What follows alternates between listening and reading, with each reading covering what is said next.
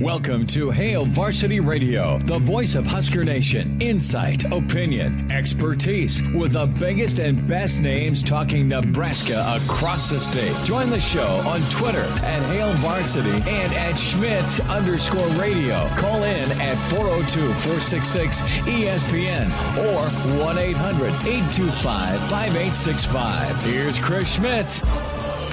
Great to be back with you on a Tuesday. It's Hail Varsity Radio, presented by the Nebraska Lottery. Chris Schmidt, Will Wilson is in. Elijah Herbal off calling balls and strikes accurately. We may add, full weekend of baseball for me. Congrats to Remax Lincoln Southwest, 4-0 out in Kearney. I think we ate at Cunningham's 47 times. A lot of beer, a lot of wings, a lot of good times. Now, am I crazy, or is that stretch from Lincoln to York, the longest hour of your life? Oh, wow. Think about that. Traveling west on the interstate, we left. Dolman and Elijah, many thanks to you for covering me Friday. But, Will, we're driving west, and it just never, and granted, it was Memorial Weekend. So the world's traveling, 39 million travelers, and I'm going west about 12:30. After already getting beat up, before we even get to the road show spot, it's, well, you need to feed us lunch, Junior and Mama. Okay, and they're like, well, we need to eat. We didn't eat. It's like, well, we've been home this morning. Why didn't one of you clowns throw a sandwich together? There's peanut butter, there's jelly, there's bread. No, we need to go get a sandwich. $30 later, and it's like you got a budget for beer money. Yeah. You got a budget for fuel. You got a budget for a hotel. You have to budget for the kid wants a fishing pole. So, because him and his buddies are now into fishing. Okay, good. Which is great. Yeah. But we went out to Kearney, 4-0. He pitched 4 innings Saturday. And let's just say he didn't have his best stuff. Okay. Couple of hit batters, couple of walks, 2 runs, 4 innings. Not awful. Yeah. Well, but he's trying to be too fine. You know what I mean? Yeah. So we're at Bennington tonight. We're at Millard West tomorrow, working on a road show in the press box again. Then we're in Elkhorn all weekend. Oh, yeah. But I'm excited. I'm excited. Good baseball, lots of fun. Big Ten, the middle finger from the NCAA, or maybe not. Maybe just some cold, hard facts and truth. We'll get there, and Arkansas radio man goes off on an Arkansas baseball player. We'll get you that story. Nick Saban is at SEC spring meetings. So St. Nick has spoken out again today. We'll get there, and it's a monster weekend. But back to where I was at. You travel, and it takes just forever. You're either hammered by semis, or someone's got a horse trailer or a camper in front of you, and they're always in the passing lane. When's the last time you rode? Because you always rode in Minneapolis, though. Well, it's funny you mentioned that. I've always thought the trip to York has been quick. I love York. I love Seward. I love going west, but God, it just sucks going from Lincoln to there. Oh, yeah. Either evening or midday. Yeah. Just maybe it's me, maybe it's timing, whatever. I'm going to whine for 2 more minutes, and then we'll move on. But once you get there, it's smooth sailing. Once you get past York, it's all right. That's true. Then it's started. The trip has started. You're moving. Then Holiday Road comes out, and then you just crank it up, and then you see Christy Brinkley in a Ferrari, and life is good. I put on my members only jacket, and we're rocking, baby. I get the old white shoes that Eddie got me. Oh yeah, and I'm ready. That's not really my family. Those are sweet, by the way. Those shoes. I really own all of these hotels. I'm just posing as I have a kid who hates me, and my wife is disinterested. Yeah, totally. Okay, football it is. Football it is. Huge weekend on the way for Nebraska. And here is the schedule for the Huskers as we look at June, because tomorrow's June, right? We're talking 15 official visits between now and when the visit window closes. So Friday Night Lights coming up here the 3rd of June. That is Friday. And then again 2 weeks later on the 17th of June. The offensive and defensive line camp, that'll be Saturday the 18th. And then 7-on-7 going on the 5th. That's Sunday. Plus, you'll have some satellite camp coverage for Nebraska. But think about this as a Nebraska fan. You love your in-state kids. You love the Macavickas. You love the Sundbergs. You love... Where else am I going? With in-state talent, you love Garrett Nelson. Yeah, right. You love the Zadiskas. You love the Wiegerts. You love the Amon Greens. You love Crouch. I mean, think of the in-state greats. Okay. Yeah. And not only are they good, but they're difference-making. Schlesinger inside the 5, pride of Duncan, Nebraska. And then Tony Veland, right? Benson. I mean, just...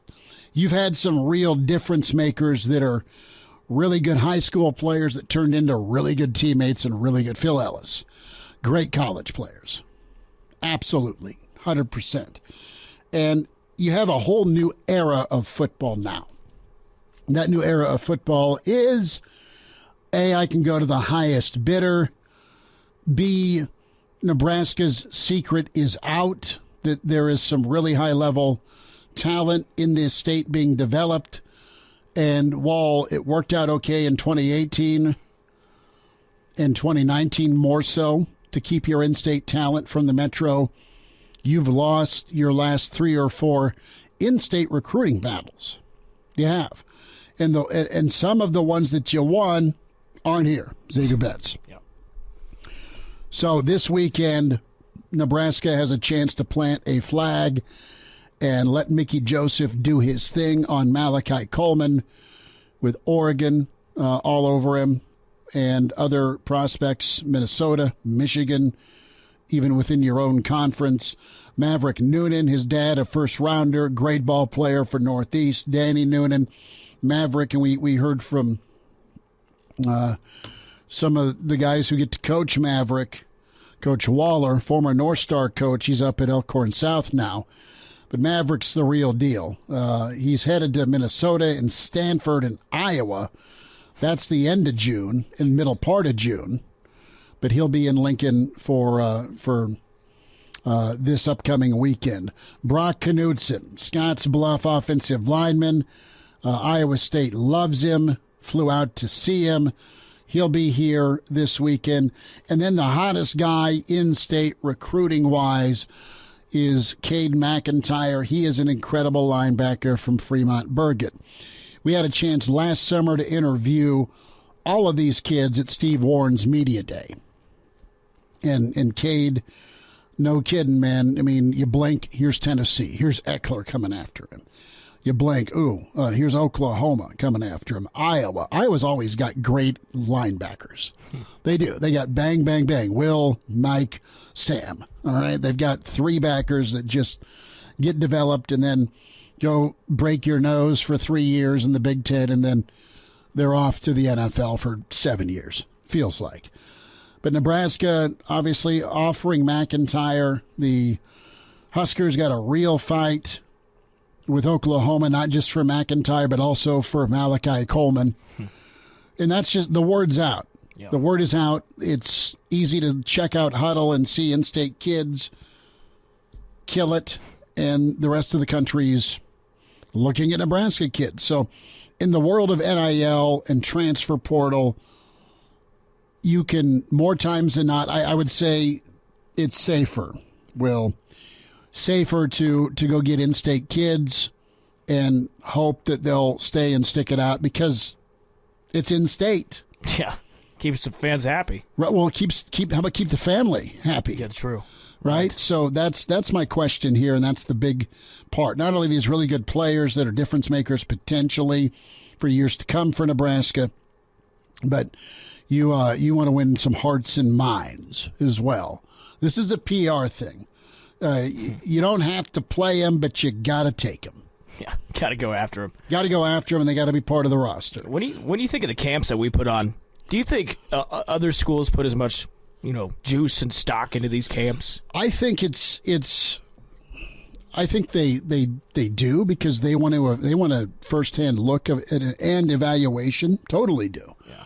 But I think the fanfare and the wow factor, the Nebraska fan base is your game changer, is your difference maker.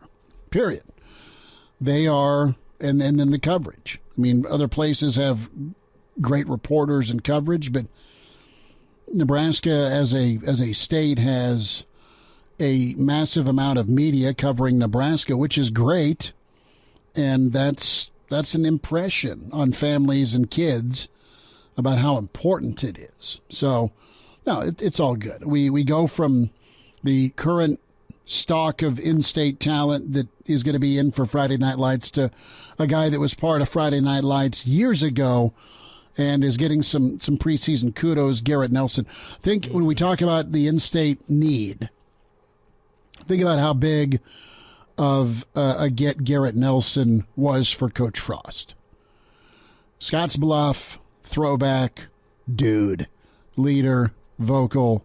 By the way, he's really good at football. Yeah. But he does all those things, and he's an in-state guy because it means more for him. Yeah, it sounds like he loves the place. Sure, and he is on the list of all Big Ten performers preseason selection, first team, Garrett Nelson. Wow.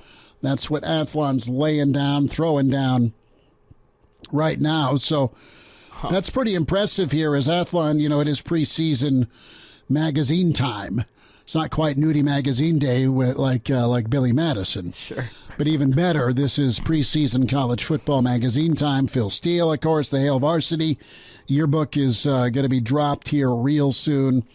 That is going to be wonderful. But you look at Nebraska, they have 7, along with Wisconsin, for first team or second team or third team guys. I'll take 7 first, second, or third team dudes, with Garrett Nelson being. Especially looking at what we lost. No, I know, right? Because JoJo ended up second team last year. On the offensive end, I mean, it's really not a shock. Travion Henderson and Braylon Allen are your running back. C.J. Stroud is your quarterback. Smith and Jigba is your wideout because that kid's incredible. Sparty's got some dudes, though. No first-team offensive lineman, but you do have Garrett Nelson as a linebacker / rush end. For second-team defense, you have O'Shawn Mathis. That a kid. Already. Been here for a while. Oh, wait a minute. Been here just for a smidgen. And that's all right. Third team, still no Nebraskans mentioned on the offensive or defensive line, but you have Luke Reimer as a third team performer, which isn't shabby. Fourth team, here comes Omar Manning. Okay. And Omar has potential to be first, second, or third team. You'll take that. Teddy Prohaska is a fourth teamer, which the guy started one game. You'll take that. And fourth team defense, you have Nick Henrich, which is all right, and then Quentin Newsom.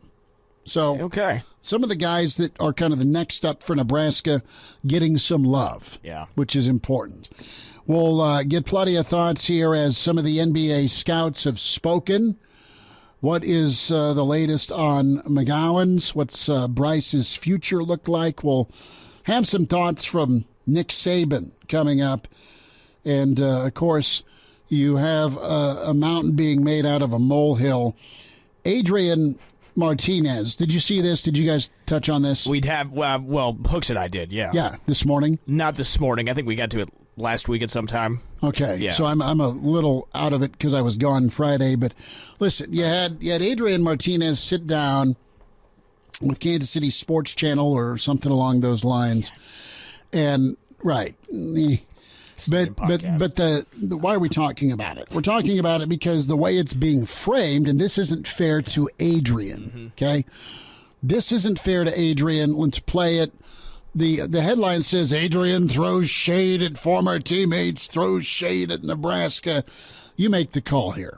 I feel like this is the perfect opportunity for me to finally show that I can be all that my potential is, if that makes sense. You know, I feel really good about the attributes I have and my skill on the field. Now, let's put it all together. Let's get some wins and let's do this thing. You know, I feel really confident about that and that this is the situation to do it. there's some incredible pieces, incredible players on this team. Probably the most talented squad I've been able to be a part of, and that gets me excited. And I think it's a great opportunity for me to take that next step. Did anything there in 40 seconds offend you? I'm part of maybe the more. Listen, if he's saying this is the most talented team I've been a part of, good for him, because he ran for his life last year. You kept playing musical running backs. Wandale went to Kentucky. There's no Stanley Morgan. There's no Zigbo. Broke his jaw. Broke his freaking jaw. Right? And he stuck around for 4 years. And he stuck around for 4 years, and their offense went the wrong direction. Not just in turnovers and points scored, but they asked him to do it all. A, because they thought he could, but B, that's all they had. If they were going to win, it was him. They went 3-9 because of the turnover issue and the lack of protection. And then, he's going to look back at this, and between the injury factor, his freshman year, trying to do too much in 2019, the McCaffrey era, and then last year on top of COVID. Good for him in Manhattan.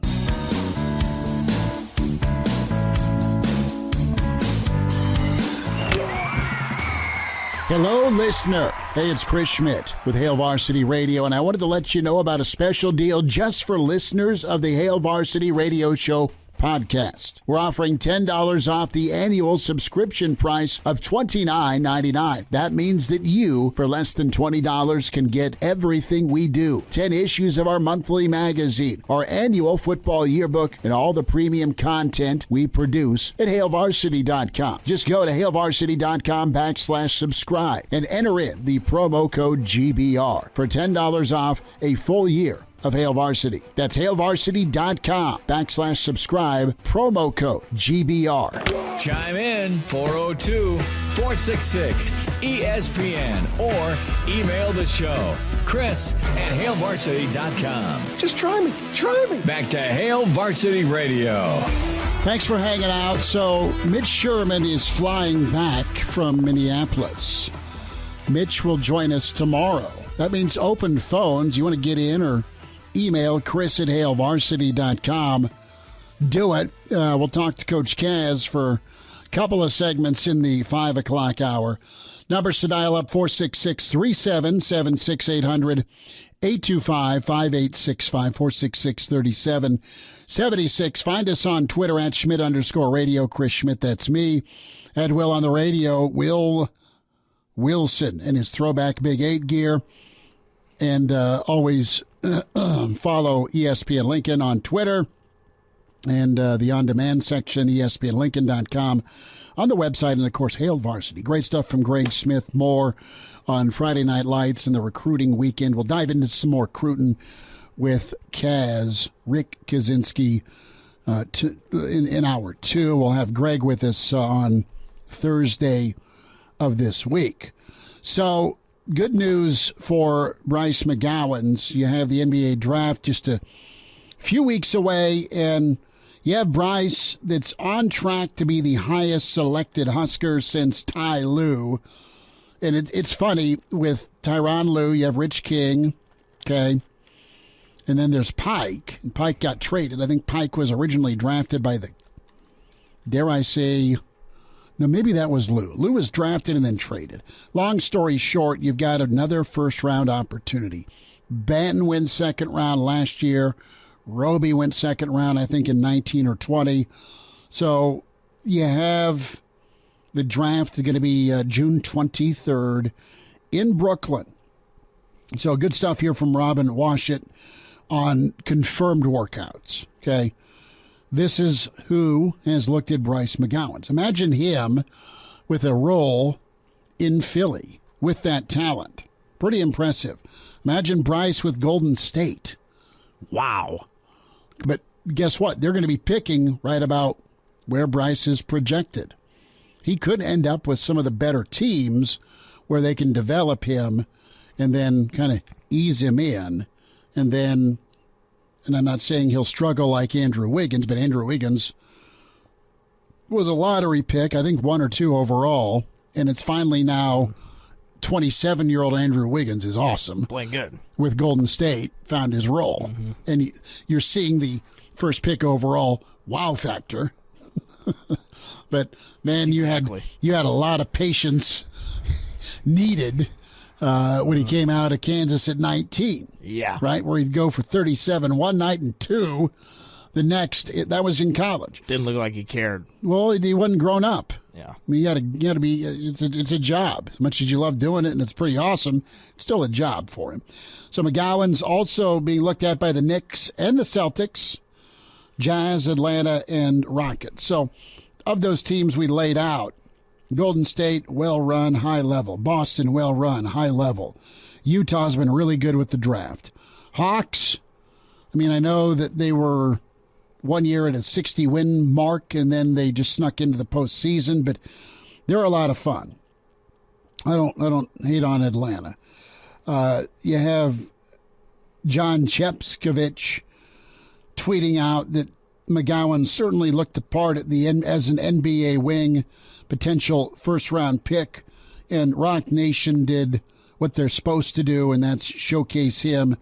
So many scouts here, Will, coming out going, this guy's pretty high level. Tyler Metcalf did say, look, he's one of the more frustrating evaluations in this draft because how he altered his shot selection mid-year was impressive.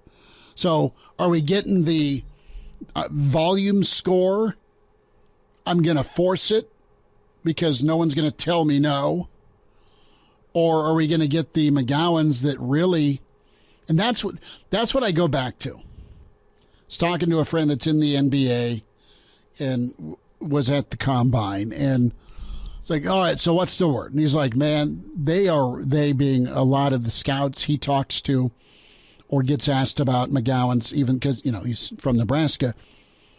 And he's like, no, I mean, the thing that's really impressive about McGowans is how many guys their freshman year hit the windshield.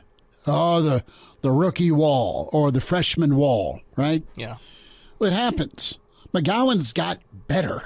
He did. He got better. Yeah. He was more efficient. He got stronger because he's working his ass off in the weight room all year. And he adjusted. He adapted. And that was really, really impressive. So that this Tyler Metcalf isn't throwing shade. He's like, all right, early on it was just going to be another guy that has so much great potential, but man, needs another year. Well, maybe to be a top 10 pick, maybe he does, right? Maybe to be a first round, yes, absolutely he does. But he could slide in to a Boston or a Golden State, which, what, that's pretty good. Well, or, you look at the Houston or Utah, they could be breaking up that team here at any point. I could see Mitchell getting traded away. A sledgehammer in hand. So, that could be a good spot for him to come in and, build up there, and especially with the Rockets, too, who are really bad. In the Knicks, Bryce knows how to come into a program that's not very good and be the man. Mm-hmm. So, maybe. Are you asking the 25th through the 32nd pick to come be the man, though? No. I pray not. He could turn into the man. Yeah. But you're not going to give him that responsibility. Sure. So you have Denver projected to take Bryce at 21 from the Ringer.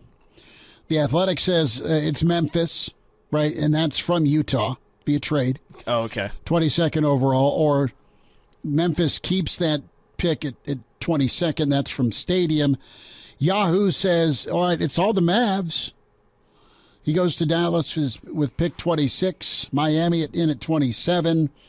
Golden State. Also, you have NBC Sports, SB Nation, and Sporting News. ESPN thinks Memphis pulls the trigger at 29. Paired with Roby down in OKC. Yeah. That'd be fun. Yeah. You have the Bleacher Report and SI saying it's Oklahoma City.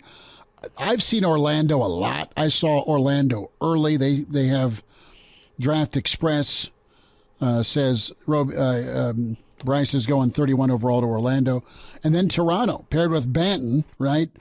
NBA Draft Net, and then the NBA Draft Room, and then into the second round by USA Today at pick 35. Okay. So that's every major NBA outlet we just listed, and he has moved considerably further up into the first round. Yeah, it sounds like it's a no-doubt first-round pick.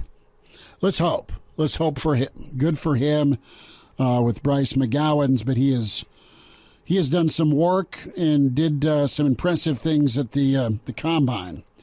So switching gears, college baseball, it's the regionals this weekend, super regionals next weekend, then the road to Omaha gets things rolling over Father's Day weekend.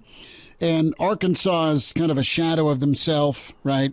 They got knocked out of the super regionals, could have lost to Nebraska a year ago. The Big Ten only got 2 teams in. I'm not going to scream about it. The Big Ten sucks this year. Maryland's really good, and Michigan won the thing. Yeah. You can make an argument for Rutgers, but Rutgers with an RPI not good. Iowa, garbage. They were. Sorry. And the Big Ten doesn't give a damn about baseball. Yeah. The fact you're going from 9 a.m. to 3 a.m. says as much, despite weather. Okay? There's 4 people there. The same kid got foul balls all weekend long at TD Ameritrade Park because he was the only kid there. Sounds awesome. Right? I mean, there's no Nebraska. That means there's no fans. Yeah. But you had Arkansas and their radio guy go off on a Arkansas player. Not a real hog, of course, because he's a transfer from K-State. But listen to this. Right, I'll say it. And I wouldn't say this about a young player, but Michael Turner is a fifth-year graduate guy from Kent State. He's a stupid ass, the catcher for the Arkansas Razorbacks. All right, listen to this guy. Listen to the question and the answer, okay? We've got the question from Tom. Listen to the answer. And notice how the answer has nothing to do with the question. You guys haven't gone through a stretch like what you're in right now all year. Can you put your finger on what's happening?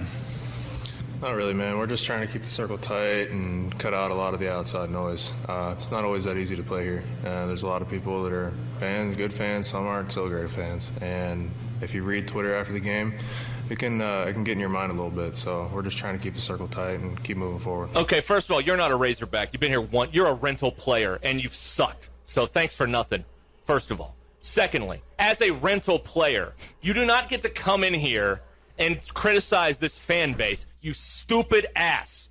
Not a chance. The question was about what's wrong with the team, and you used the entire answer to take a swing at this fan base? You're a disgrace, Michael Turner. You're a disgrace. You should not get to wear that uniform again. What a loser. You know why they're losing? Because you're a loser, and you're the catcher. You're in charge of this whole thing on the infield. You're a loser and a disgrace, and you can't get out of this program soon enough. This was an ESPN Northwest Arkansas host, Derek Ruskin. Don't know Derek, haven't met him. This is him on the podcast network, and goes off on a college player. I know they're making money. I know there's NIL, but you can't go. That was personal.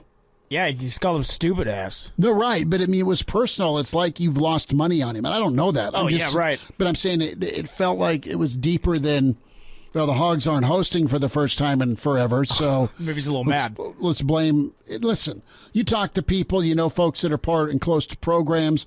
There are not always great eggs on a team that can be a clubhouse cancer. I don't discount that. Well, and like you and I definitely got on one day and maybe got on... You know, listen, someone's bad. Make a tackle, make a catch, make a field goal, don't throw an interception. Sure. But it's not personal. There's not like spewed hatred. Mm-hmm. I don't care if you win or lose, but our job's to critique and explain. Here's what happened, why we think it was important, and oh, by the way, be better. I mean, that's you, from an unbiased standpoint, you got to be able to do that. You can't. You can't just go scorched earth personally and start name calling for the love of God. So I don't know if this guy still has a gig or not. Yeah. But he's not part of the Arkansas broadcast team. But I just don't know if Dave Van Horn's using his head right now to open a window. I don't know. Which I would think a phone call was made or two. Nick Saban has a response. SEC Media Days next.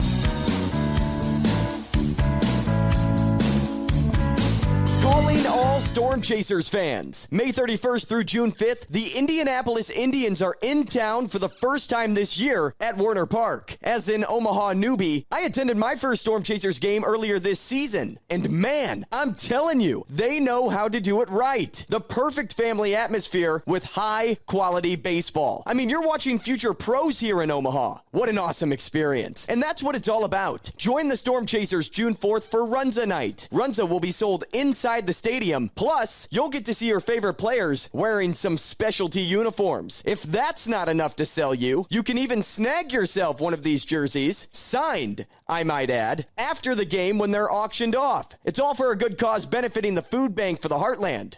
We'll see you there. And now, back to Hail Varsity Radio. Checking out some of the Arkansas baseball fan response to those comments that were Friday afternoon. Some are like, dude, you went way too far. This guy's boss responded on air that he went too far. Didn't completely drive over the bus with him, but was thinking about it. And there's still a line of professionalism that you can't leap over. Can't do it. And you can't, it goes without saying, don't tweet at players. Yeah, that's exactly that. Don't scream. And listen, you want a whole new level of intense, you go to Arkansas for baseball. I guess. Well, think about last year with Nebraska. I mean, the whole situation going on with Nebraska's outfield. Yeah. And mojo. Yeah. I mean, that's a year ago, but it's what was going on. Yeah. Well, I've heard some fans call in down there too to some stations. It's awesome that there's that passion. Yeah. But there's Psychoville and Finkel's the mayor type passion. You know, where there's voodoo dolls and the old sign that says "Die, Dan, die." It's accurate. Grandma's saying Marino should die of gonorrhea. Laces out.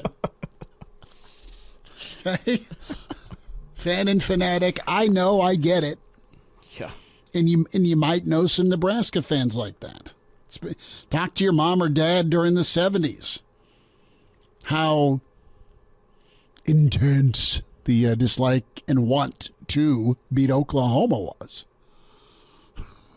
Jeez, I mean, I wish there was going to be beer in the stadium. Not from a personal standpoint, but for the fans. Yeah. Before you start throwing empties at me. Yeah. But it was probably no fun being Tom Osborne in the 70s losing to Oklahoma. Or being on his staff. Mm-hmm. Or being the kids, right? And then some guy bumps into you at Old Country Buffet. You're taking the fam out for dinner after Sunday church. Damn it, T.O., I didn't cover the number. I mean, really, alcohol and gambling. You want to know why he's no? Yeah. Because he got hell for 40 years going 10-2 every year. That's really the argument they have. Yeah. Okay. All right, moving on. Nick Saban. Oh, how about old St. Nick? Dominating Twitter. Because there's SEC spring meetings. I misspoke and said media days. Well, you had Saban in front of many dive in on, well, him and Jimbo. Let's start there. And really, he has no problem with Jimbo. Jimbo's not been asked today, hey, do you have a problem with Nick? I would say yeah, but here's Saban as things got started with spring meetings. I have no problem with Jimbo. I have no problem with Jimbo at all. Okay. Well, he hates you now. Okay, that's one thing. By the way, do you believe him? Oh, here's what I believe. I believe that Jimbo's been talking Nick in Alabama on the recruiting trail, and I think there's one or two guys. Saban hates to lose in recruiting and chess and Polish horseshoes, whatever. Saban wants to beat you in everything. And he hates that he finished number 2 in recruiting, and he hates that he lost on a field goal to a 8-4 football team last year. But he probably dislikes losing to a guy like Jimbo 1,000 times more than a guy like Kirby Smart, because Kirby still like takes a knee and kisses his ring.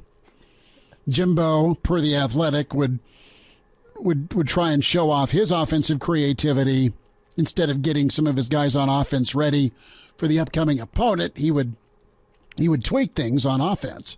And it comes down to an offensive guy versus a defensive guy. Nick's the boss. Nick's going to gear everything so the defense is great, and there's where the credit goes to dominance. Well, it's Saban and his defense, and Jimbo's like, what about me? Yeah. I mean, that's what it is. It's ego. Jimbo kind of seems psychotic. Okay. Well, I mean, he just does a little bit. Yeah. Hell of a coach, great recruiter, good incredible quarterback developer. Not knocking his ability. Sure. I just think from a personality standpoint, like, Nick's super intense and cranky, but I think I like his intense and cranky way more than Jimbo. I don't think there's a lot of love or respect for Jimbo comparatively to Nick Saban. Okay. All right. Last thought here from Saban with NIL, and well, not last thought, but first thought of a few with Saban and boosters specifically. As we go down this NIL road, he wants boosters to stay away. I also think that, boosters, should continue to be precluded from recruiting, including use of, name, image, and likeness offers, prior to, enrollments. Unless they're Alabama boosters. Yeah, right. Step it up. The ones you called out in the name of Jimbo. Yeah, right. Not that long ago. More things from Saban here. This is athlete protections and oversight, because there's that shady dude out there that's maybe a clinger, maybe a hanger-on, maybe someone who just wants to be in that athlete circle as a baller. Maybe a cousin. Or some, air quote, friend of the program that's all about you doing the work and me ripping you off. You've heard and seen stories of bad decisions with people who hired agents and then ripped them off. Marcus Dupree, Herschel Walker. Go down the list. There are absolute leeches that attach themselves to so many studs. So many good ball players. I think that also student athletes need some protection from unfair name, image, and likeness representation or deals. You could have a player, and we've had this happen to us in the past, that thinks he's signing one thing and he signs something else and gives up his freedom of choice in the future as to who represents him. We have no oversight, right now for players, when it comes to this. Oversight's key. More from Saban here when it comes to transparency. We need some kind of transparency in name, image, and likeness deals, to verify that, players are doing what they need to do to have the opportunity to, make money in name, image, and likeness. And believe me, I'm all for players making as much as they can make. Okay? But I also think that, we've got to have some uniform, transparent way to do that. Our players did extremely well last year in name, image, and likeness because they got agents, they had representation, they had people who wanted them to actually endorse something for them. And they did very, very well. And it's public record, and you can see how well they did. They've got a bigger lake house than me, says Saban. Kidding. So we'll have a couple of final thoughts from Saban, but he was there for spring media days or spring session for the SEC. And it's just 2 weeks old with him and Jimbo. Well, let's talk to Jimbo. Comments, Jimbo? No, I'm good. We'll wind down hour one next.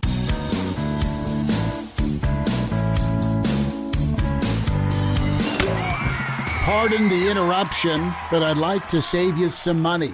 Hey, it's Chris Schmidt with Hail Varsity, and I wanted to offer listeners of this podcast $10 off the price of an annual subscription. That means that you, for less than $20, can get everything we produce. 10 issues of our monthly magazine, our annual football yearbook, and all the premium content we produce at HailVarsity.com. Just go to HailVarsity.com/subscribe and enter in the promo code GBR for $10 off a full year of Hail Varsity. That's HailVarsity.com/subscribe, promo code GBR. And we're back Fellas, think we could listen to the radio on Hail Varsity Radio, presented by the Nebraska Lottery. Yes! That's awesome! Thanks for spending time. Our chat with Rick Kaczynski. A Tuesday with Kaz, in-state recruiting on the docket for sure. And we'll talk to Kaz about some NBA. We'll get his all 80s, 90s starting five because, well, we're both dinosaurs, and that's the NBA we're good with.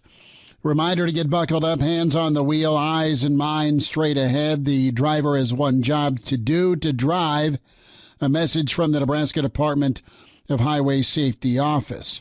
Last saw it here from Saban as the spring media days going on, or I'll get this right eventually, for the love of God.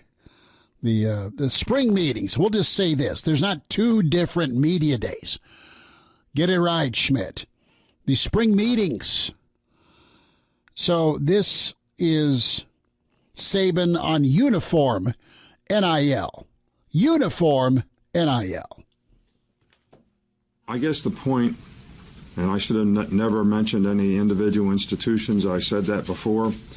But, some kind of uniform, name, image, and likeness, standard that supports some kind of equitable national competition, I think is really, really important in college athletics, in college football. And we've always had that, whether it's equal scholarships, equal Alston money, whatever it might be. Parity, and no one can outspend us if there's a salary cap or if there's a salary ceiling on what NIL. Finally, from Nick here, nobody did anything wrong. I didn't say anybody did anything wrong, okay? And I've said everything I'm going to say about this. When he goes to the when he gets to the he's about ready. He's going from 0 to 45. He's not quite at 0 to 60. Okay, and I say about this, and I've said everything I'm going to say about. I can't find that. Where was that? At the beginning? No. We didn't get it. Oh, we didn't get the there's that's Saban. He's about ready to ramp up. That's his warning. That's Dad in the car going 1, 2. It's count 2. Yeah. Before 3, and the hand that never ends and the arm that extends gadget style could reach in the back and swat you. Right in the face.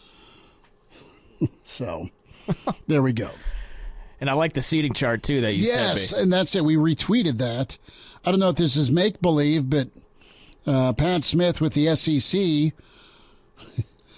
it's whiteboard, so I don't know if this is true or not. But the SEC seating chart in Destin, God, right? You know who's trying to get in is Cookie Monster.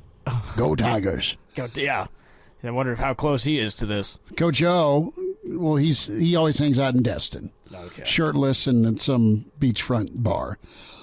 So the SEC in Destin has Drinkowitz, the Pirate, and Kiffin. The Pirate and Kiffin they're bros.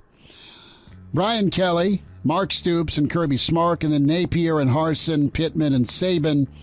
All the way down is Jimbo, surrounded by David Cutcliffe, and then SEC brass. That's William King, that's Womack, that's McDid, that's Herb Vincent. So Saban and Fisher are separated. Coach Kaz is on the way with Hail Varsity. Welcome to Hail Varsity Radio, the voice of Husker Nation. Insight, opinion, expertise, with the biggest and best names talking Nebraska across the state. Join the show on Twitter at Hail Varsity and at Schmitz_radio. Call in at 402-466-ESPN or 1-800-825-5865. Here's Chris Schmitz. Back into it. It's Hail Varsity Radio, presented by the Nebraska Lottery. Back from the holiday weekend, we say hi to Rick Kaczynski. Tuesdays with Kaz, talk some football with the longtime coach at Iowa and Nebraska. Kaz, I know you're cranked up. Your Celtics are back in the finals. How you doing? That's not my Celtics. That's not like the old Oldsmobile commercial. It's not your father's Oldsmobile. It's not your father's Celtics either. But yeah, good to see. Good to see an old blue blood for out there playing in June.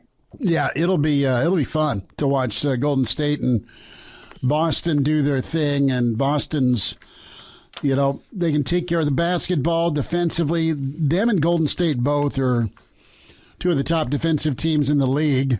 So let's just hope there's some sort of fluid offense. But Kaz, before we dive into football, you're a throwback NBA guy, as am I, where we loved watching NBA basketball in the 80s and 90s. And I'll just say it for both of us: get off my lawn. Yeah. Who's your all-time starting five? I mean, who are you putting on there? And you make exceptions because of greatness, or if they were on a rival, you're leaving them off Kaz's all-time top five? Oh, man. Well, my top five won't probably coincide with a lot of folks. There's some no-brainers. Obviously, Bird, Magic. God, I hate everybody with the Lakers, so there'd be absolutely nobody. No Kareem? From the Lake. Oh, God, I hate him. Take a baseball bat to his knees. Yeah. Wow. So, yeah. I mean, obviously, Irving. And so you got Bird, Magic, Irving. Dude, You and Jordan? I was a huge. Oh yeah, of course. But I mean, that's easy. But I love Adrian Dantley. Okay. Just didn't play a whole lot of defense, but he made up for it at the bucket. I mean, just a pure scorer.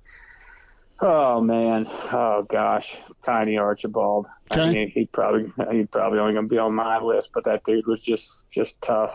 Just tough. Moses. Yeah, I could go probably. I mean, Mo Cheeks. I mean, I know Vinny the micro. I know he came off the bench, but he'd be my sixth man. I like Vinny, man. Vinny's nephew played at Nebraska. Eric. Oh yeah. Yeah. He played for Danny Nee. Uh-huh. Yeah. I mean, they're just so. It's. I mean, you look at that era. I mean, Cindy Moncrief. I mean, you kidding me? And I mean, Clyde Drexler. You just go down. You just go down the list, man. Big Barkley guy. I love Chuck. Yeah, I love Chuck. Tom Chambers. I mean, there's just dudes that I probably like that other people wouldn't see. I'm not saying they're that's my starting five, but those are just some of the dudes that I loved watching. I did like Michael Cooper, so he's about I think because he wore his socks high back then. I think defensively he was pretty awesome. Yeah. Were you I had Pat Riley's hair? No kidding. That's a no-brainer. Question for you: were you upset that Detroit shipped off Dantley? Because didn't they trade him for Mahorn? Was that part of the trade? Yeah. I think, and I think it was more. Think about that. Think about the time back then. He didn't get a ring, did he? Dantley? Gosh, you're putting. I think they shipped him before. Him before they went back to back. Yeah, and I think a big part of that because he was a defensive liability. Yeah. That's a fan saying that. that's a 7th, 8th, 9th grade kid. Just what was I in at that point? 7th grade, 8th grade, just repeating probably something I heard on TV at the time. But I think, with Mahorn, big middle presence. Yeah. And I mean, at that point, you just didn't, if you brought the ball inside the paint, you were paying for it. I mean, and I just think that, when they lost, okay, we're bringing a guy with a reputation for, physical play, obviously a vet. So I think they kind of went, hey, get me a physical guy. I think that was kind of the turning point. Where did he come from? I think he was Bullets, right? Was he Bullets? No, I think where did he come from? I think Aguirre. I think Aguirre. Our Bullets. No, I know the Wizards and the Bullets of them. I think Dantley was traded down to Dallas, and then Mark Aguirre got sent up to Detroit. Yeah, I liked Aguirre when he was with DePaul. Yeah, they were good. Yeah, back then. But man, yeah, Mahorn. When was it? He got shipped off to the expansion team. Yeah. But Mahorn too. Where was he? Oh, gosh, I mean, he played a lot of places, man. As he was in Philly. He ended up in Philly. Oh yeah, he was with Philly with Barkley, right? They ended up teammates, but they fought like every time Detroit and Philly'd play. It was great. Yeah, and then I think he refused to go. I think he refused, if I'm not mistaken. Didn't the Timberwolves? Yep. Didn't he get? He wasn't protected. They protected John Sally and not him, and he was all sorts of pissed. Yeah, I can't remember, man. It's all holy cow. It's getting old. You're getting old when that stuff. It used to seem like yesterday to you. Mm-hmm. You could name the starting five and on all those teams, and now, man, I don't know if I can name the starting five on the teams that I liked anymore. But no I mean, just a great era. I mean, obviously late '80s, the Bulls, Rockets, Pistons, Celtics, obviously Lakers, Cavs. I mean, there was some ball early '80s. I mean, Sixers. Mm-hmm. I mean, Billy Cunningham, Bobby Jones, that's my dude too. I mean, those Sixers teams, Bobby Jones, Mo Cheeks, Andrew Toney, Moses. I mean, is there a guy that sweated more than Moses? But I swear to God, when he was with the Sixers, I thought he was like 62 years old as a kid.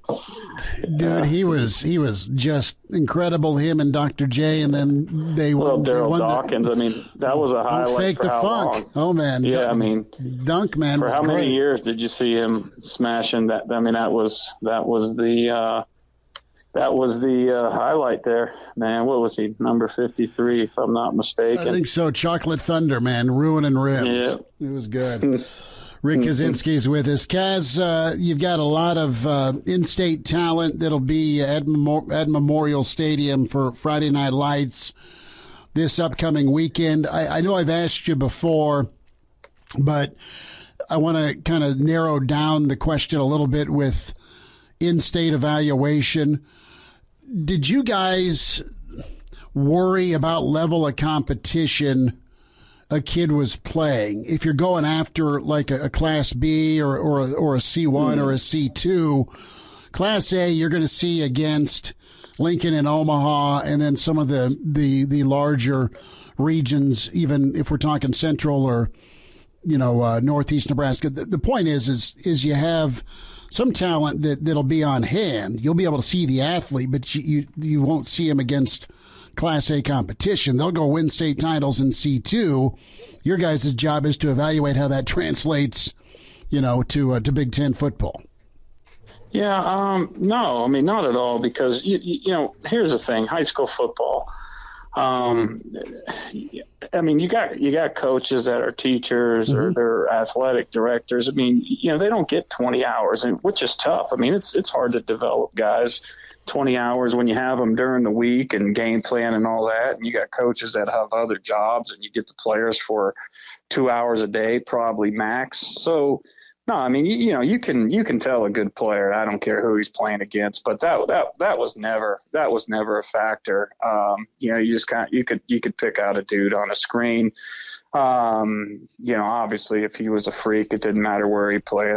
There's great football players. There's great players everywhere. I don't care, where you're from, what the state. Some states just by population, and tradition and things like that. There's more.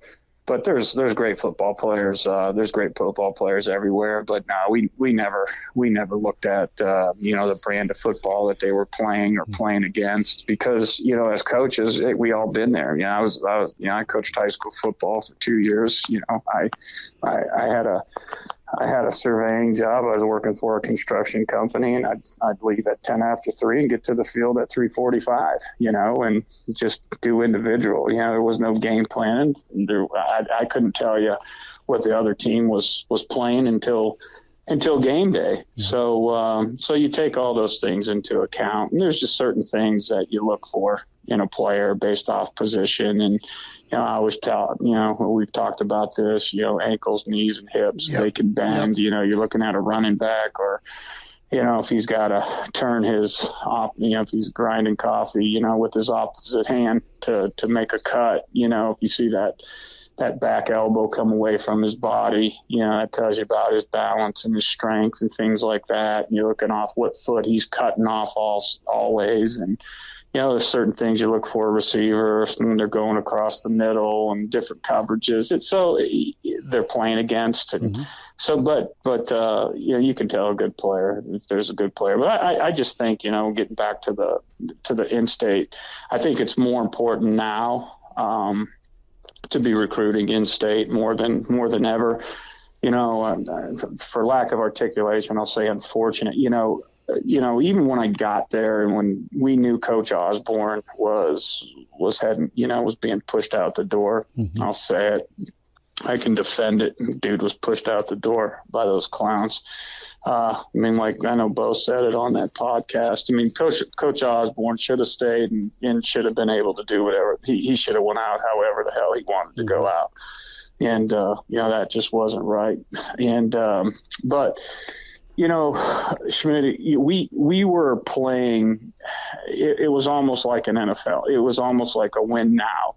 So you're trying to find guys and that you can go win with, like right now, have an impact to add to the mix that you have. I wouldn't say it's equivalent to the transfer portal, because we had a good core, we had a good nucleus. It was like, okay, we lost Eric Martin, we got to get a pass rusher. Okay, we lost this guy, we got to go get this. We got to go get a corner. We got to get a receiver, or we got to get a left tackle. It was those type of things. And as you know, being a baseball dad, when you swing for the fence all the time, you're gonna miss. And I hated the fact that I can tell you, I wouldn't say you're always swinging for the fence, but you also, you always have backup plans. I recruited like we were going to be there for a long time, right? And I think that's the way you have to, because Randy Gregory's only come around once in a lifetime. So, you're recruiting good football players, but you can't build a program, playing a lot of true freshmen, especially up front and on either side of the ball. But, that's how I recruited. That's how we recruited, even though we felt like, man, we got to win now. You still recruited like, hey, you're going to be there a while. And that's how you develop guys. And, and I think, when you look at the teams that have been successful in the Big Ten, that's kind of how they do it. And I'm not talking Ohio State, they get freaks. They get dude. I'm not saying they don't do a good job coaching, but there's a lot of guys that could coach those guys up. So the big part of it is being able to develop guys, and with the transfer portal and guys leaving, I think it's so critical to recruit guys in state. It's hard to leave. If you're a Nebraska kid, you go to Nebraska, you're going to go in the transfer portal. they'll run your tail out of the state.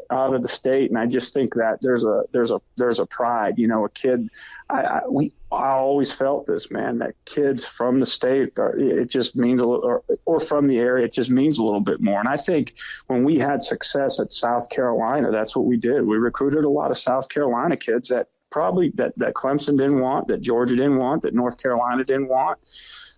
We were beating East Carolina. But then, are you winning with those guys when they're freshmen? Hell no. Are you winning with them when they're juniors? Oh, hell yeah. Mm-hmm. Oh, yeah. When they've got hit in the mouth and they've gone 0-11, and then they've gone through 3 brutal winter conditionings, and they've been told they stink, and this is where they're from, and you're building their legacy. Now, all of a sudden, they're 21, 22 years old. They've been hit in the mouth a few times. This is the state they're from. This is the program they grew up watching. It means a little bit more. And I think in this transfer portal era, I think it's critical that you are a developmental program. You can't everybody wants these no-brainers. Well, guess what, guys? The no-brainers are going to Ohio State, they're going to Alabama, and they're going to Clemson, and they're going to Georgia. All right? They ain't going anywhere else. So everybody is a developmental program. You go get you some good players, get everybody you can in state, develop those guys. And you can't worry about having a 6-6 year. Can't worry about having a 7-5 year. All right. Because what happens is 6-6, 7-5 turns 9-3, turns 11-2. Those are the things that turn developmental programs into consistency.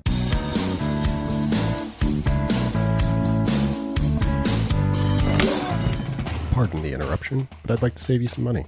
I'm Brandon Vogel, managing editor of Hail Varsity, and I wanted to offer listeners of this podcast $10 off the price of an annual subscription.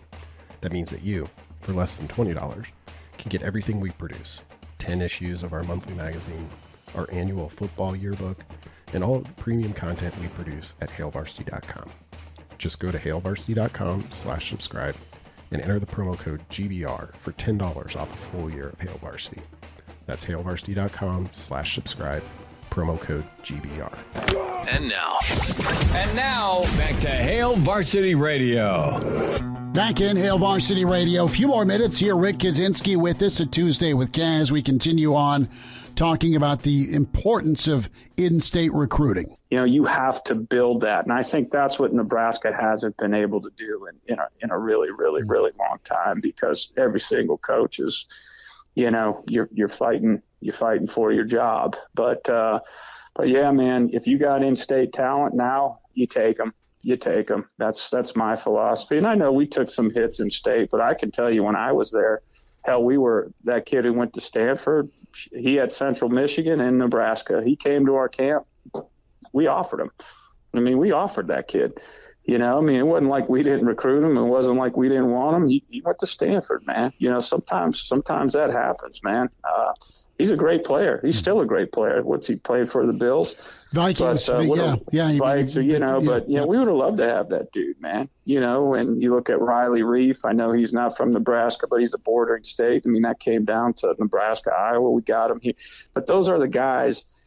The bordering states, the guys in state, it's going to mean a little bit more, and it's going to be harder for those guys to leave and go somewhere else and then go back home. No matter what, from the beginning of time till the end of time, parents and family and kids want to be close to home most of the time. Their parents want to see kids play, and kids want to play close to home. So if you can get those kids and get time and you develop, those 6-6s, 7-5s, next thing you know, you're competing for championships in the conference, and then you go from there.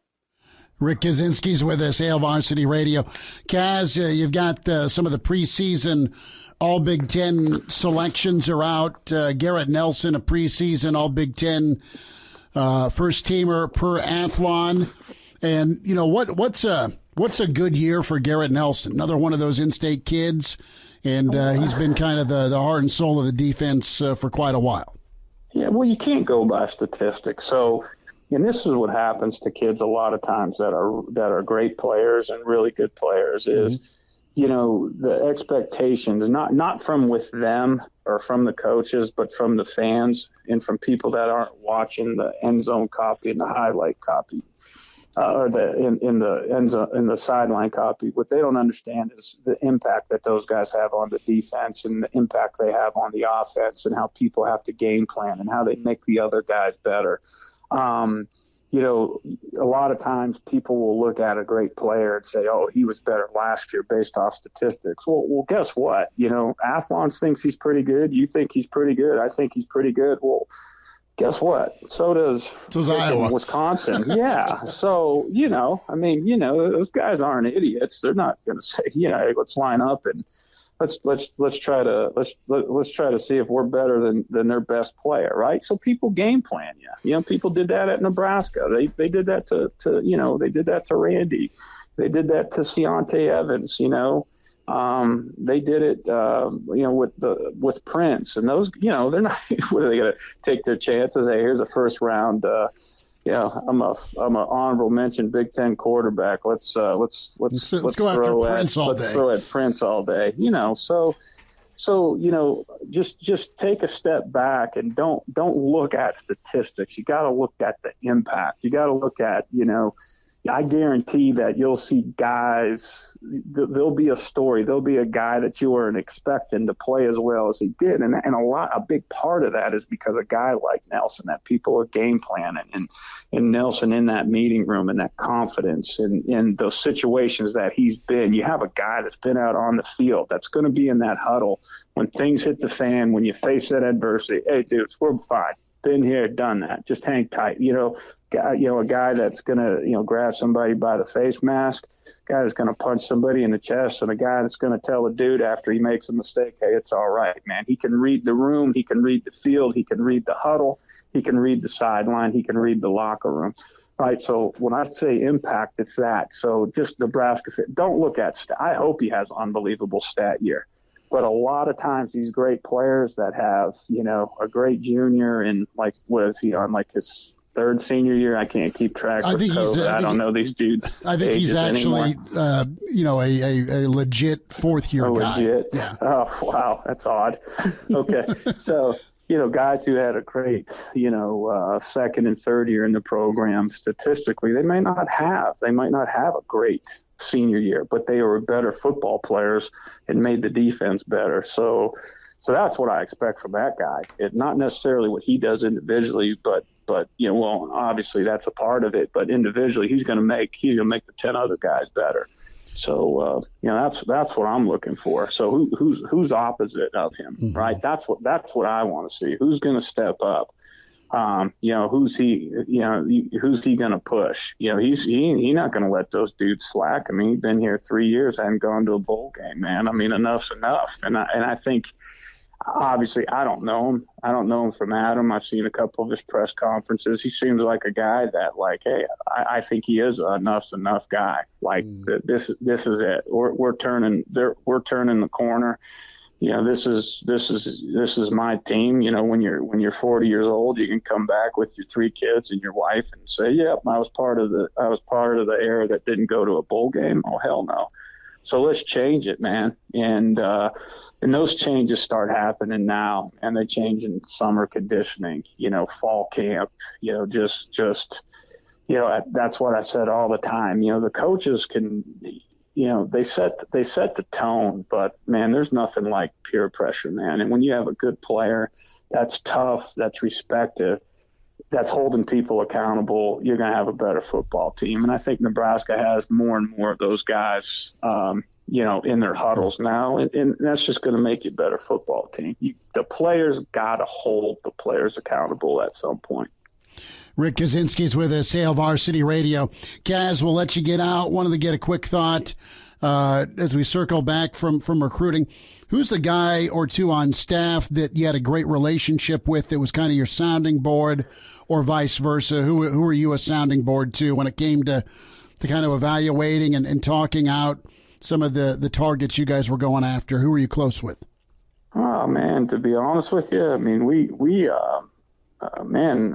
watched a lot of tape together. Okay. Offensive guys are kind of goofy. It's not just at Nebraska. They offensive guys always want to recruit guys just in their area, right? Offensive guys in their area. So any offensive guys in your area always stunk. So we're going to go chase receivers around that we have absolutely no chance of getting instead of getting a good player out of Kansas City or something like that. So, just blew my mind. Like I just wanted to shake them and be like, you have absolutely no chance, dude. So just let's recruit some dudes we can get. So anyway, honestly, obviously Ross was heavily involved, but we were independent. When I say independent contractors, you made your case for your guys and said, okay, here's the guy I like. But obviously, you had JP looking at the fit. You had Bo looking at the fit. Bo looked at every single guy, and there was guys that JP didn't maybe let's hold off on him, but I really believed, and I said, hey, I think this kid's a player. Let's watch him. Both be like, hey, yeah, let's offer him or let's wait.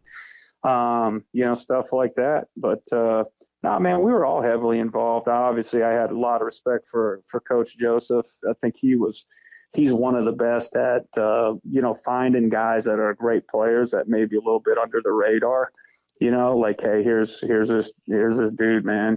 Here's this dude. He's got Bethune-Cookman and Alcorn State and, in Maryland. You're like, okay, let me take a look. And I'm like, what am I missing? Nothing. He's a baller, dude.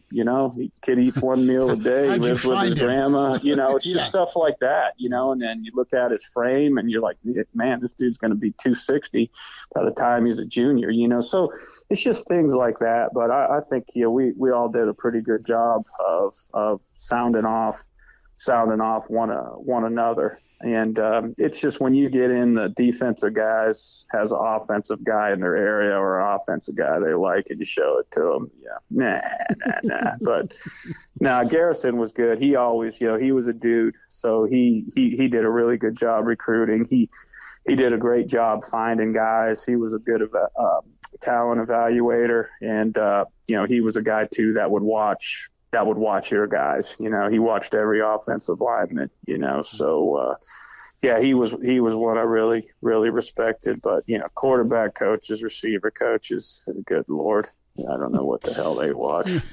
Let's go get this dead. Well, Clemson's offered, Bama's offered, and Jimbo's got a Brinks truck of NIL ready. Yeah, let's go get him. Well, I remember we were in a staff meeting one time. One of the coaches, we were talking about a player, and he said he was describing the kid. Mm-hmm. He said, yeah, he's a good Christian. I said, what the hell? I said, that's great. We need more good Christians in this world and on campus. I go, well, what the hell does that have to like? Well, I'm glad he's not a criminal.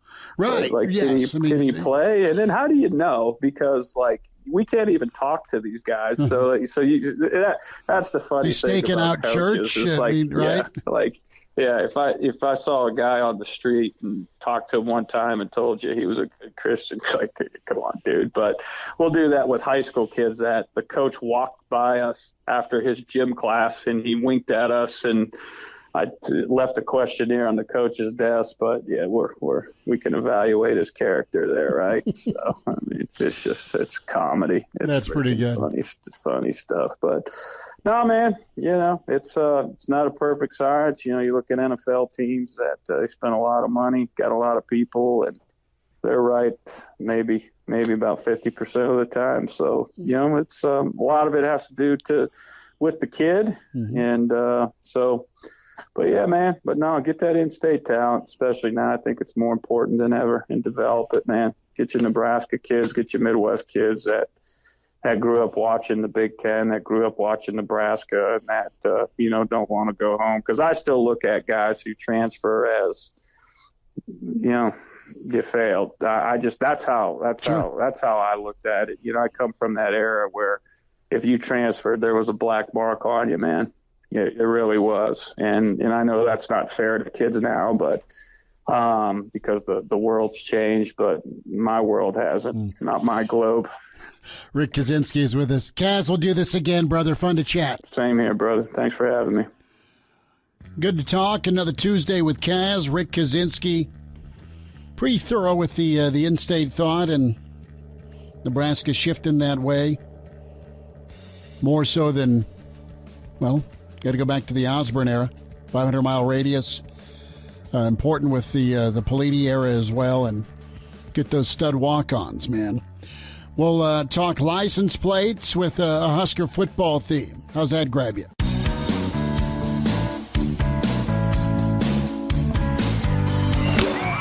Like what you hear, high-quality radio and podcast, just part of what we do at Hail Varsity. Hey, it's Chris Schmidt with Hail Varsity Radio, and I wanted to offer listeners of the Hail Varsity Radio Show podcast $10 off the price of an annual subscription. That means that you, for less than $20, can get everything we produce. 10 issues of our monthly magazine, our annual football yearbook, and all the premium content we produce at HailVarsity.com. Just go to HailVarsity.com/subscribe and enter in the promo code GBR for $10 off a full year of Hail Varsity. That's HailVarsity.com/subscribe, promo code GBR. Miss us? Come here, brother. Give me a hug. Bring it in for the real thing. We're on call for you. Catch the podcast at HailVarsity.com, the ESPN Lincoln app, or download them on iTunes. Saddle up, partner. Back to Hail Varsity Radio. Back with you, Hail Varsity, presented by the Nebraska Lottery. You have ESPN Radio Northwest in Arkansas. They have benched that host, Derek Ruskin, pulled off the air for calling the Razorback baseball player Michael Turner a, quote, stupid ass and, quote, disgraced loser. We played that, what was it, about 90 seconds? Let's reset that. Okay. This is the clip in question. Right, I'll say it. And I wouldn't say this about a young player, but Michael Turner is a fifth-year graduate guy from Kent State. He's a stupid ass, the catcher for the Arkansas Razorbacks. All right, listen to this guy. Listen to the question and the answer, okay? We've got the question from Tom. Listen to the answer. And notice how the answer has nothing to do with the question. You guys haven't gone through a stretch like what you're in right now all year. Can you put your finger on what's happening?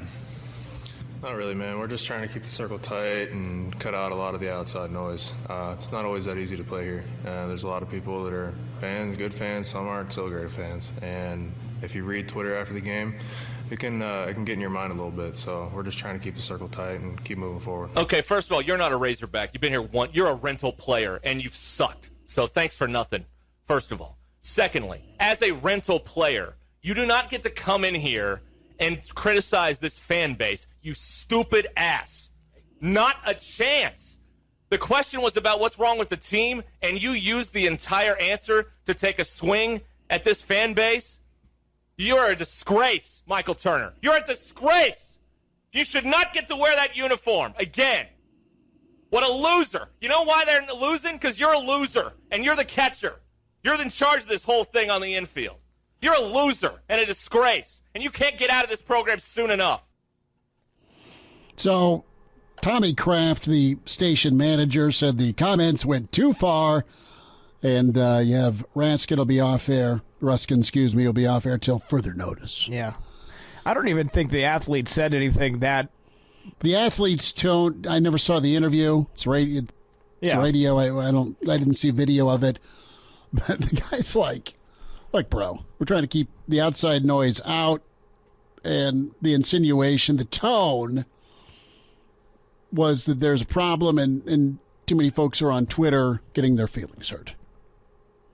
So you've got some of the fan base saying, look, there's NIL money now. It's open season. Okay. Say whatever you want.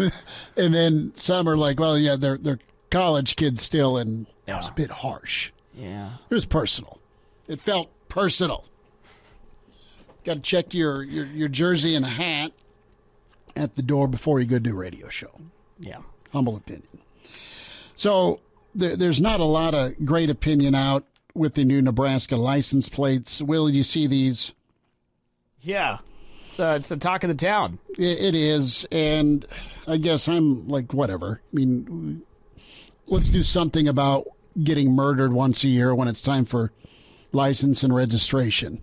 Yeah. When you go in and get your pink slip. Yeah, does this mean we got to get new license plates? Yes, that's why we have new plate designs. Oh, God, you're right, man. So there's that, and there's been lots of blowback and feedback. My simple answer is this. I've never had vanity plates. It doesn't say lawyer up, a la Saul Goodman.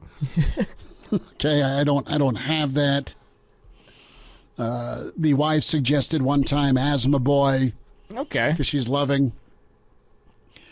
But I think if you narrow it down to 5 like iconic Huskers and go the vanity plate route, have 5 choices, have part of that money go either to a charity or to said player for their own name, image, likeness. Yeah. Current or former. I'm thinking more former because they've proven it. Although it'd be one hell of a recruiting pitch. Son, you come sign here. As a starting quarterback for Nebraska, we'll put you on the plate. Sold. Right? I'm there. So there's one way to go about that.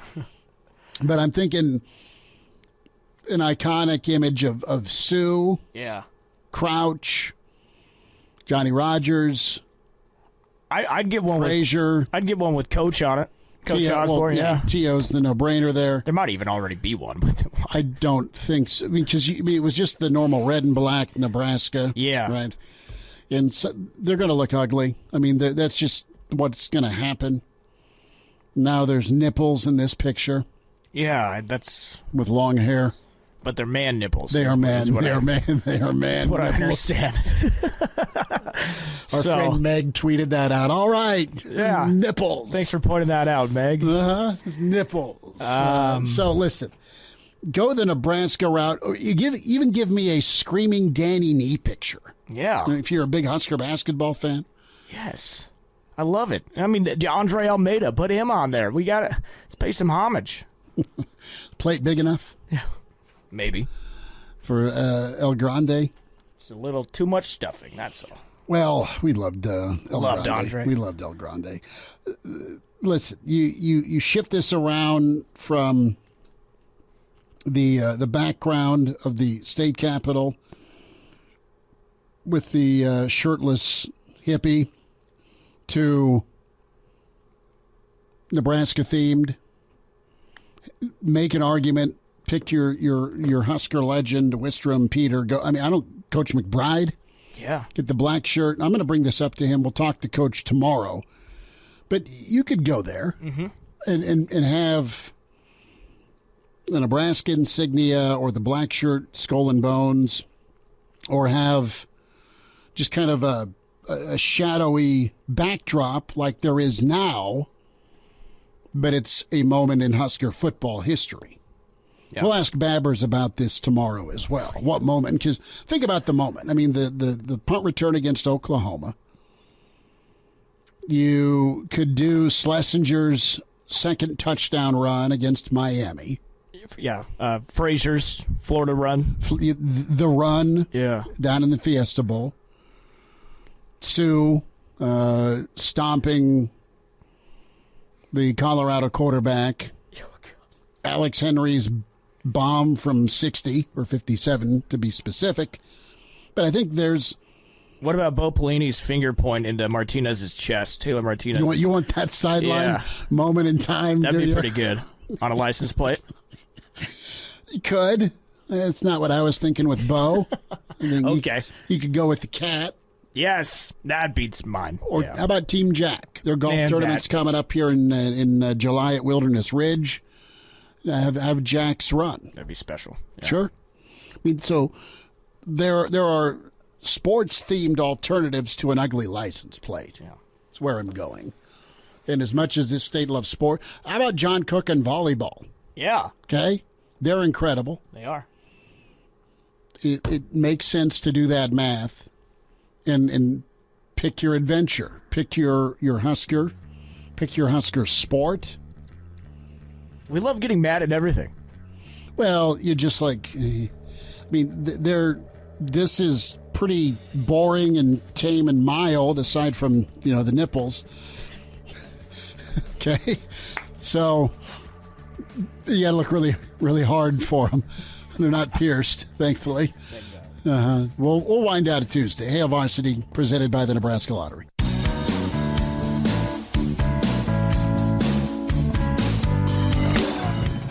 Like what you hear? High-quality radio and podcasts are just part of what we do at Hail Varsity. I'm Brandon Vogel, managing editor.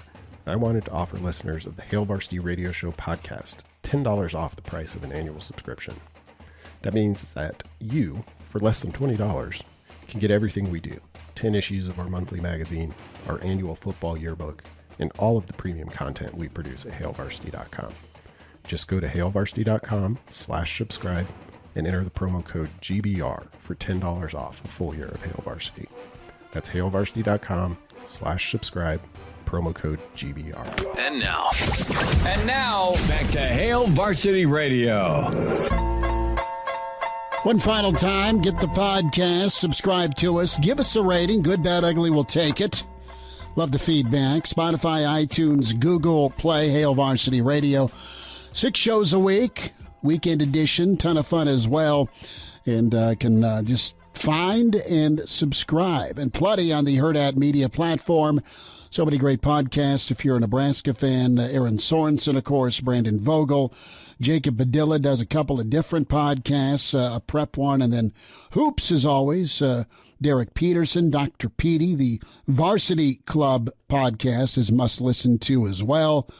And the Straight Up Breakdown, Greg Smith rocks it each week. You'll have plenty on recruiting, no doubt, here with Friday Night Lights around the corner. Tomorrow's show will run down Mike Babcock and Mike Schuhart from Wilderness Ridge, get Shuey's take on things, and also Coach McBride with us, and Mitch Sherman. Mitch flying back from Minneapolis, so we'll check in with Mitch tomorrow. And then Thursday, Greg Smith and Coach Barnett. So loaded up for the rest of the week. So can send your emails and license plate suggestions with the Husker theme. What moment in Husker time would you put on a plate so it's not a second year of half-naked men? Yeah. Well, by the way, can I just say, didn't we just get a new license plate? 2017. See, 5 years. Let's drag that out a little bit. I'm tired of going over to the DMV. Well, Will, I don't know what to tell you. I'm only 23. I know. I mean, I have to go next year for a new license. Oh, you're got it covered, man. I do. Thankfully, I will pass the test and be good. But it had been about a week the last time I had to get my license renewed. I go, oh, yeah, I got to go do this. So it was a riding dirty for about a week. Creeps up on you. It does. So did you pick one? Are you going with the bow, finger in the chest? Yeah, I'm going to go with that one. You're going with that one against A&M? Yep. And we can give Taylor, some royalty checks. How about Amir? How about Amir saving the day? The McNeese, against McNeese. God, that was a game. Kenny Bell's block, the only good moment from the Wisconsin Big Ten title game. The hit would be a good one. Yeah, I mean, Kenny decleating the guy. Yeah. Oh, my God. Just rooting him. Yeah, let's put that on a plate. Mm-hmm. What about Husker hoops? Yeah, I mentioned Almeida. That would be all right. For some reason, Tim, there's always that pictures of Tim with his arms up and you could just sweat like crazy. So you're going to go Tim Miles on the plate. Huh? I got a small thing for Tim. It's okay. How about his dog, Sammy? Yeah, I got to put Tim and Sammy on the couch. That'd be good. Drinking a Coors Light. Got to be Coors Light. Right. Banquet beer is a little heavy for him, but it's good for the rest of us. So what you got? You got hoops tonight? What are you doing? I'm going to work right after to go to the bar. Beer. That's right. So good, man. And I'm playing Bags League before, so hopefully I'm throwing straight. See, what's your hit rate? Are you 50-50? We are. My team, we're 2-0 to start the year. But is your accuracy out of your turn? You get 5 of them, right? Yeah, 4. 4. Yeah. Are you 2 for 4, 1 for 4? On a good day, I'd go 3 for 4. Really? Yeah. I mean, that is skill. I've been playing okay. See, I need the up. What's the team name, or can we repeat that on air? No, we can't. We can't repeat it. I'll tell you off air. Wonderful. Will Wilson, at Will on the Radio. Follow him on Twitter at Schmidt_radio. Thanks for spending time with Hail Varsity, presented by the Nebraska Lottery. A Hurrdat Media Production.